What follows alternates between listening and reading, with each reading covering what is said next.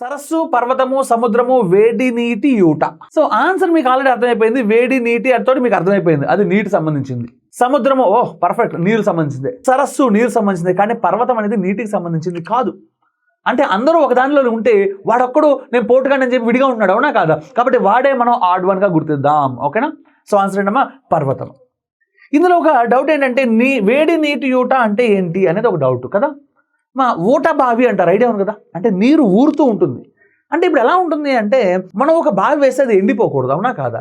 ఊట బావి అనేది ఎప్పటికీ ఎండదు, దాని లోతు అనేది ఎప్పటికీ తగ్గదు. ఓకేనా? అంటే బావి ఒకటి తవ్విన తర్వాత సో ఒక 20 అడుగులకో లేకపోతే ఒక 200 అడుగులకో మనకి బావి పడింది అనుకో, అక్కడ నుంచి నీరు ఊరుతూ ఉంటాయి, అవునా కాదా? ఈ ఊరే క్రమంలో కొన్నిటికి ఎలా ఉంటుందంటే ఊట బావి అని పిలుస్తుంది. ఎందుకు పిలుస్తారంటే నువ్వు ఎన్ని నీళ్ళు తీసినా సరే అక్కడ నుంచి ఆ లెవెల్ ఆఫ్ వాటర్ అనేది తగ్గదు, దాన్ని ఊట బావి అంటారు. ఇది మామూలు ఊట కాదమ్మా, వేడి నీటి యూట. అంటే అక్కడ నుంచి ఊరే నీరు చన్నీళ్ళు కాదు, వేడి నీళ్ళు. ఓకేనా my dear boys and girls? So anyhow ఈ మూడు కూడా వాటర్ సంబంధించింది. పర్వతం అనేది వాటర్ సంబంధించింది కాదు, కాబట్టి ఆన్సర్ ఏంటమ్మా? పర్వతము. ఓకేనా?